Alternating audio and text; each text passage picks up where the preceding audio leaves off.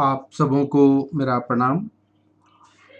हम लोगों का आज का जो टॉपिक है वो आपके स्क्रीन पे है। कैरेक्टरिस्टिक्स कह लें, फीचर्स कह लें या नेचर कह लें, मैनेजमेंट ये प्लानिंग का। ये बहुत ही आसान टॉपिक है, बहुत ही आसान लेक्चर है और काफ़ी इम्पॉर्टेंट है एग्जामिनेशन पॉइंट ऑफ व्यू से। प्लानिंग जो चैप्टर है ना, इससे क्वेश्चन पूछेगा ही पूछेगा। और हो सकता है कि क्वेश्चन कह दे कि प्लानिंग क्या है, प्लानिंग से आप क्या समझते हैं, इसके फीचर्स को लिखिए, कैरेक्टरिस्टिक्स को लिखिए, है ना। तो काफ़ी इम्पॉर्टेंट लेक्चर है ये। आप सभी पूरे लेक्चर को सुनेंगे, आपको टॉपिक समझ में आ जाएगा, है ना। तो ये जो प्लानिंग जो चैप्टर है, इस पे पहले हमारा एक लेक्चर आ चुका है। अगर आप नए हैं तो उस लेक्चर को भी सुन लेंगे, लेक्चर नंबर 1 को, तो आपको और अच्छे से चीज़ समझ में आएगा। आइए हम लोग डिस्कस करें कैरेक्टरिस्टिक्स ऑफ प्लानिंग या फीचर्स ऑफ प्लानिंग या नेचर कह लें, है ना। कहता है the following are some essential characteristics या फीचर्स या नेचर कह ले प्लानिंग का, है ना। कहता है पहला नंबर 1, जो पहली विशेषता है, प्राइमरी फंक्शन ऑफ मैनेजमेंट। ये जो ये जो प्लानिंग है मैनेजमेंट का ना, ये प्राइमरी, ये कहता है कि एकदम प्राथमिक कार्य है ना। देखिए, the function of management include planning, organising, staffing, directing and controlling. ये फंक्शन है। आप जानते हैं, पढ़ाए हुए हैं, हम आपको बताए हुए हैं कि मैनेजमेंट का जो पहला फंक्शन है वो प्लानिंग है, दूसरा ऑर्गेनाइजिंग है, तीसरा स्टाफिंग है, चौथा डायरेक्टिंग है, लास्ट पांचवा कंट्रोलिंग। ये 5 इंपॉर्टेंट फंक्शन है। तो इन सभी फंक्शन में, अमंग ऑल दीज फंक्शंस, ये जितने भी फंक्शंस हैं of management, planning is the primary function. ये प्राथमिक एकदम कार्य, जो सबसे जो मैंडेटरी, सबसे इम्पॉर्टेंट है, वो क्या है, प्लानिंग है ना। क्योंकि यहीं से किसी सबकी हर चीज़ का शुरुआत होता है। बिना प्लानिंग का, हमने प्रीवियस लेक्चर में आपको बताया है कि बिना प्लानिंग का ये सक्सेस के ऊपर एक क्वेश्चन मार्क लग जाएगा, है ना। सक्सेस मिलेगी नहीं मिलेगी, नहीं मिलने का तो सवाल ही नहीं होता, नहीं मिलेगा। अभी जो जिस कॉम्पिटिटिव एज में हम लोग जी रहे हैं, हाई लेवल का कंपटीशन है, तो आपको प्लानिंग करके ही चलना पड़ेगा। सो planning is primary function of management. दूसरा जो है, कहता है कि प्लानिंग कंट्रीब्यूट्स टू ऑब्जेक्टिव्स। ये जो ऑब्जेक्टिव है ना, जो उद्देश्य है, नियोजन प्लानिंग जो है, ये ऑब्जेक्टिव्स में कंट्रीब्यूट करता है, अपना योगदान देता है। कैसे भाई, देखिए, there is a close connection between objectives and planning. कहता है ना कि ऑब्जेक्टिव्स एंड प्लानिंग में ये क्लोज कनेक्शन होता है ना। Planning is based on the objectives. ये जो प्लानिंग होता है किस पर आधारित होता है, ऑब्जेक्टिव्स पर आधारित होता है। जो उद्देश्य होगा उसी के अकॉर्डिंग ना आप प्लान तैयार कीजिएगा। ऐसे ही तो हम लोग प्लान तैयार नहीं कर लेंगे। If there is no link between planning and objectives, अगर मान लीजिए कोई लिंक ही नहीं है प्लानिंग में एंड ऑब्जेक्टिव में, the former will only be a mental exercise and of no use. मान लीजिए कोई लिंक ही नहीं है, तो भाई प्लानिंग का तो क्या हो जाएगा, एकदम बेकार ना हो जाएगा। सिर्फ एक मतलब क्या हो जाएगा, मेंटल एक्सरसाइज हो जाएगा आपका, एक मानसिक कह रहा ना कि एक क्या होगा, एक्सरसाइज ही रहेगा, है ना, और उसका कोई यूज नहीं रहेगा। सो लिंक होता है ऑब्जेक्टिव्स, प्लानिंग एंड ऑब्जेक्टिव्स में। Planning contributes to the attainment of objectives. जो ऑर्गेनाइजेशन का जो उद्देश्य है, उसको अटेन करने में, उसको प्राप्त करने में, उसको पूरा करने में ये क्या करता है, प्लानिंग मदद करता है। जो भी ऑर्गेनाइजेशन का जो उद्देश्य है उसको अटेन करने में प्लानिंग बहुत हेल्पफुल होता है ना। तो ये कंट्रीब्यूट कर रहा ऑब्जेक्टिव में प्लानिंग, है ना। आइए तीसरा देखिए, कहता है जो प्लानिंग का जो नेक्स्ट ये विशेषता है, planning is an intellectual activity. ये प्लानिंग जो है, कहता है ना कि एक इंटेलेक्चुअल एक्टिविटी है, बौद्धिक गतिविधि है। कैसे भाई बौद्धिक गतिविधि है, planning includes the selection of the best alternative available and thinking before selection of the best alternative. देखिए प्लानिंग होता क्या है ना, प्लानिंग में क्या शामिल है, planning include the selection of the best alternative available. हमने आपको बताया है कि जब आप प्लानिंग करते हैं, जब आप सोचते हैं, तो आपके सामने बहुत सारे अल्टरनेटिव्स रहते हैं, है ना, बहुत सारे अल्टरनेटिव्स उपलब्ध रहते हैं। तो आप प्लानिंग के जरिए क्या करते हैं, बेस्ट का सिलेक्शन करते हैं, है ना। तो ये planning include selection of the best alternative available, ठीक है, and thinking before selection of the best alternative. और जो बेस्ट अल्टरनेटिव को जो सेलेक्ट करना है, उसके पहले क्या करते हैं, आप सोचते हैं, है ना, यही ना प्लानिंग है। It involves the ability to foresee mishaps in future which might affect the smooth functioning of an organization। देखिए होता क्या है, आप प्लानिंग में बेस्ट का सिलेक्शन करते हैं ना, बहुत सारे अल्टरनेटिव्स रहते हैं, जो भी अल्टरनेटिव्स अवेलेबल है उसमें बेस्ट का आप सिलेक्शन करते हैं। अब होता क्या है कि इसमें ये जो प्लानिंग है ना, भविष्य में ये जो फ्यूचर में मतलब क्या है, ये जो प्लानिंग है, it involves the ability to foresee, है ना। इसमें इसमें करते क्या है, इसमें शामिल है भविष्य में ये जो है ना, जो कुछ गलत होगा, मतलब it involves the ability to foresee. आप आगे का आगे जो गलत होने वाला है, जो मिसहैप्स होने वाला है फ्यूचर में, आप उसको क्या करते हैं, वो फोरसी जान जाते हैं, पहले से ही जान जाते हैं, जो कि किसी ऑर्गेनाइजेशन के स्मूथ फंक्शनिंग को क्या कर सकता है, ये अफेक्ट कर सकता है। कोई भी भविष्य में जो मिसहैपनिंग्स है, उसको आप प्रिडिक्ट कर लेते हैं, पहले ही जान जाते हैं, अनुमान लगा लेते हैं, है ना, जो कि स्मूथ फंक्शनिंग को क्या कर सकता है, अफेक्ट कर सकता है ऑर्गेनाइजेशन के, है ना। इसमें यह भी शामिल है, मतलब प्लानिंग के जरिए आप जान पाते हैं कि क्या मिसहैपनिंग हो सकता है। हाँ, सो planning is an intellectual activity. इस तरह से, चूंकि इस तरह का एक्टिविटी इन्वॉल्व है प्लानिंग में, आप फोर्सी कर पाते हैं, बेस्ट का सिलेक्शन करते हैं, तो कह सकते हैं ना कि प्लानिंग जो है भाई इंटेलेक्चुअल एक्टिविटी है, बौद्धिक गतिविधि है ना, ठीक है।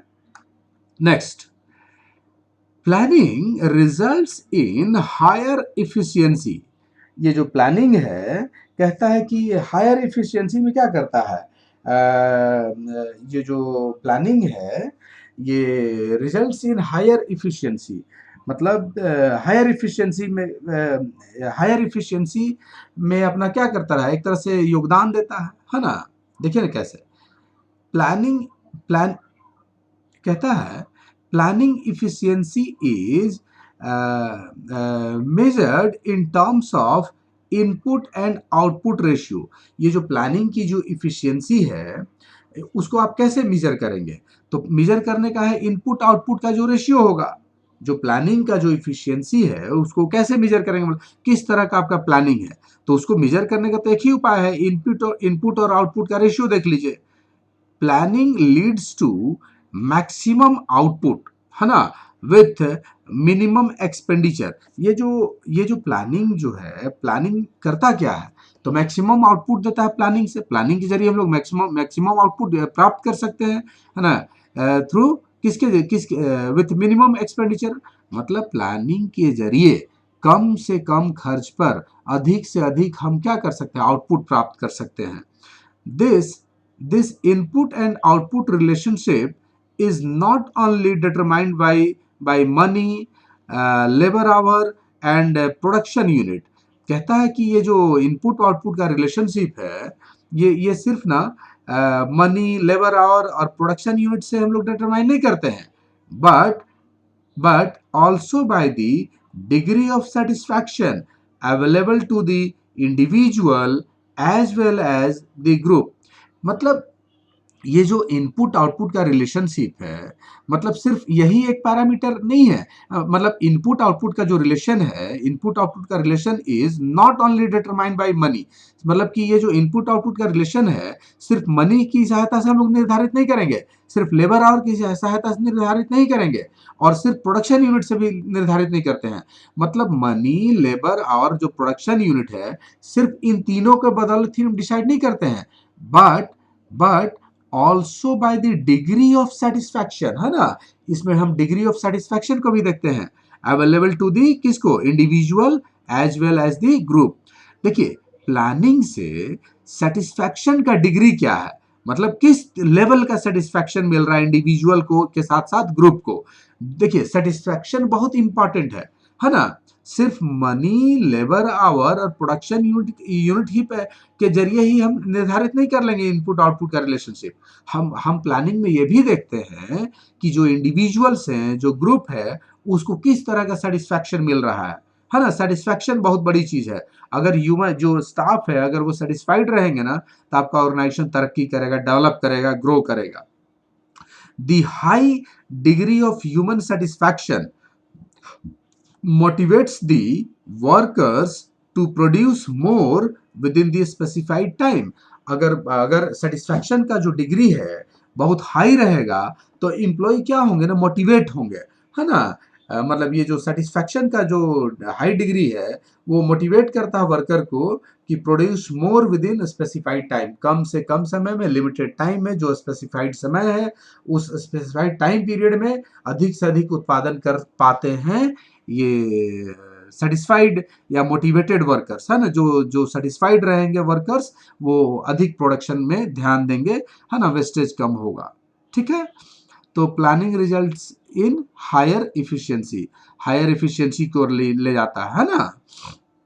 नेक्स्ट कहता है planning is a continuous process. आप सोच के देखिए, एक बार प्लान कर लिए, क्या वो फॉरएवर हमेशा के लिए हो गया? वो हमेशा के लिए नहीं हो सकता है। हर समय प्लानिंग की आवश्यकता है। एक बार प्लान कर लिए, हो सकता है कि मतलब कि कुछ समय तक वो टिके, लेकिन आगे सिचुएशन चेंज होगा, फिर आपको चेंज करना पड़ेगा, है ना। कंटिन्यूअस प्रोसेस है। Planning does not come to end with the establishment of the business concern. आप बिजनेस कंसर्न को स्टैब्लिश कर लिए तो क्या प्लानिंग का समाप्त हो गया? प्लानिंग अब नहीं करना है, बंद हो गया, आगे कुछ नहीं करना है? तो नहीं, ऐसा नहीं है। आपको बिजनेस जो स्टैब्लिशमेंट है, जो बिजनेस कंसर्न है, स्टैब्लिश करने करने पे ही खत्म नहीं होता है, उसके आगे भी काम है। Planning is other planning in other functions is also required. जो दूसरे फंक्शंस हैं, है ना, दूसरे प्लानिंग इन, ध्यान दीजिएगा, अदर फंक्शंस, जो दूसरे फंक्शंस हैं उनमें भी प्लानिंग की आवश्यकता है ना। जैसे कि बहुत सारा फंक्शन है ना, ऑर्गेनाइजिंग है, स्टाफिंग है, डायरेक्टिंग है, कंट्रोल है, सब में प्लानिंग की आवश्यकता है। After the establishment of a business concern, एक बिजनेस कंसर्न के एस्टैब्लिशमेंट के बाद, एस्टैब्लिश कर लेने के बाद, स्टार्टअप के बाद, सर्टेन डिसीजंस आर टेकन, कुछ डिसीजंस लेने पड़ते हैं। Planning is necessary to implement the decisions, और उन डिसीजंस को इम्प्लीमेंट करने के लिए प्लानिंग जरूरी है। कोई भी डिसीजन को इम्प्लीमेंट करना हो आपको प्लानिंग करना पड़ेगा। A number of decisions are taken during the life time of the business concern. एक एक बिजनेस कंसर्न, जो इंटरप्राइज है, जो उद्योग है, जो बिजनेस यूनिट है, उसके लाइफ टाइम में कई बहुत तरह का डिसीजन लेना पड़ता है ना। सो planning is a continuous process, है ना। ये नेवर एंडिंग प्रोसेस है, कंटिन्यूअस प्रोसेस है, एंड नहीं होने वाला जब तक कि आपका बिजनेस ऑर्गेनाइजेशन है ना। नेक्स्ट कहता है प्लानिंग इज फ्लैक्सिबल, है ना। ये जो प्लानिंग है बहुत रिजिड होकर के आप काम नहीं कर सकते हैं, प्लान नहीं कर सकते हैं। एक बार बन गया सो बन गया, दैट्स फॉर एवर, ऐसा नहीं हो सकता। फ्लैक्सिबिलिटी का गुण होना चाहिए, है ना। बोलता है कि while planning any one of the available alternatives is selected. जब आप प्लान कर रहे होते हैं तो जो अल्टरनेटिव्स हैं उनमें से किसी एक का आप सिलेक्शन करते हैं, बेस्ट का सिलेक्शन करते हैं। Planning selects the planning selects the best alternative based on certain assumptions. Planning में क्या करते हैं हम लोग? प्लानिंग सेलेक्ट करता है बेस्ट अल्टरनेटिव को, जो कि किसी अजम्पशन पर आधारित होता है, कुछ सर्टेन अजम्पशंस पर आधारित होते हैं। If the assumptions are proved wrong, मान लीजिए कि किसी कारण से जो assumptions था वो गलत साबित हो गया, है ना। the selected alternative tends to be an incorrect one। तब तो अगर मान लीजिए assumptions गलत हो गया तो जो अल्टरनेटिव आपने सेलेक्ट किया है वो तो गलत हो जाएगा ना। आपने कुछ अजम्पशंस के आधार पर बेस्ट का सिलेक्शन किया। अब मान लीजिए कि अजम्पशन सी रॉन्ग हो गया, तो आपका जो अल्टरनेटिव जो था, सिलेक्टेड अल्टरनेटिव जो था, वो क्या हो जाएगा, गलत हो जाएगा। तो इसमें क्या करना पड़ेगा, क्या तो प्लानिंग के जरिए तुरंत हम लोग दूसरा अल्टरनेटिव को चुनेंगे, है ना। Planning has one more alternative to shoot for to shoot future situations. भविष्य की परिस्थितियों को देखते हुए, जो फ्यूचर सिचुएशंस है देखते हुए, हम तुरंत क्या कर लेंगे, दूसरा अल्टरनेटिव को चुन लेंगे प्लानिंग के जरिए, है ना।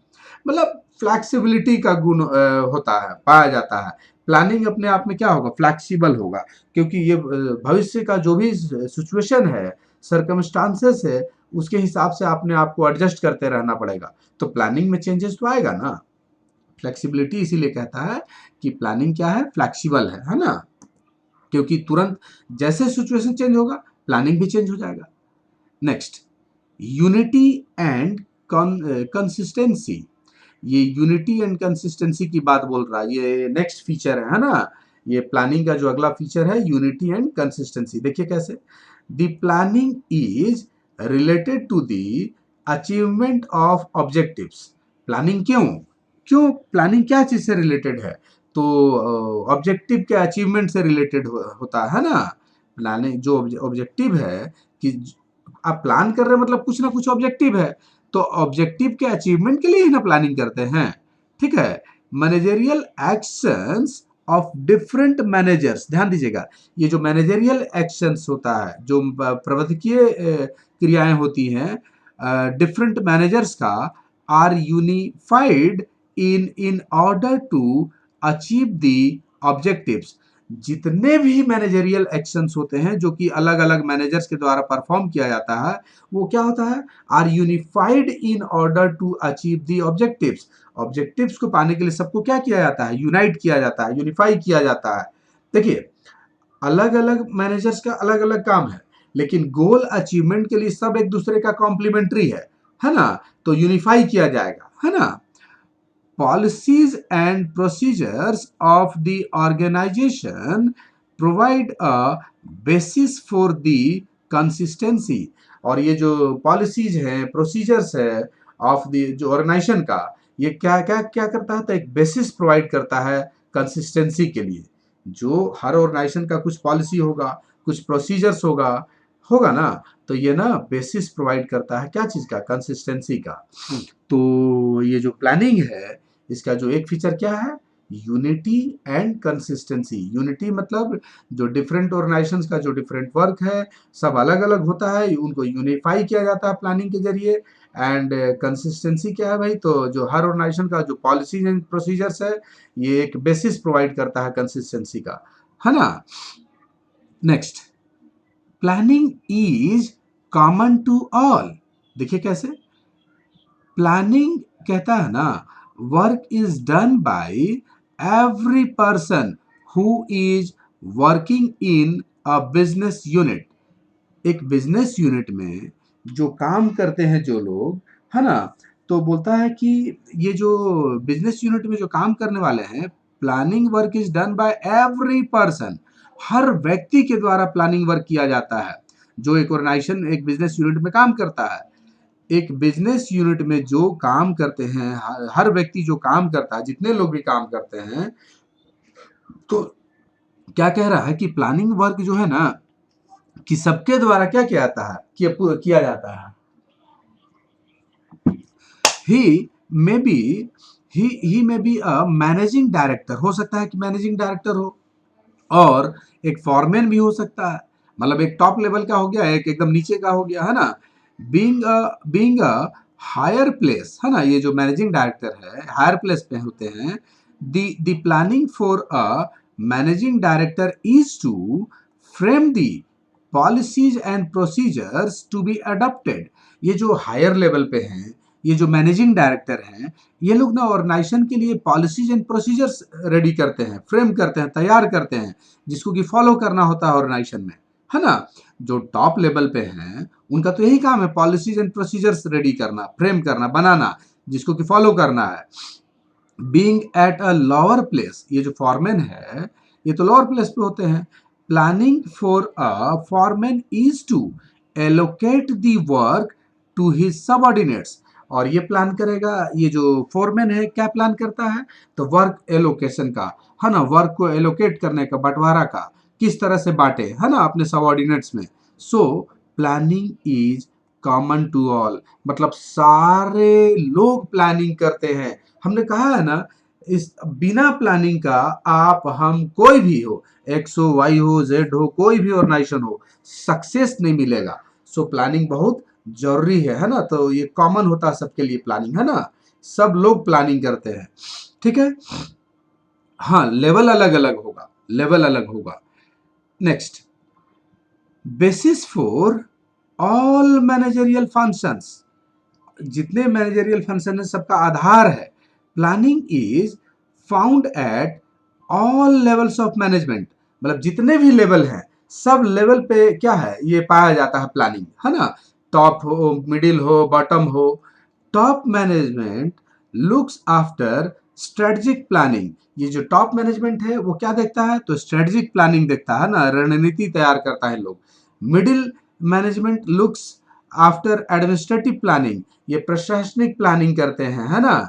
And the lower level management looks after operational planning, और ये जो लोअर लेवल पे हैं ये ऑपरेशनल प्लानिंग देखते हैं।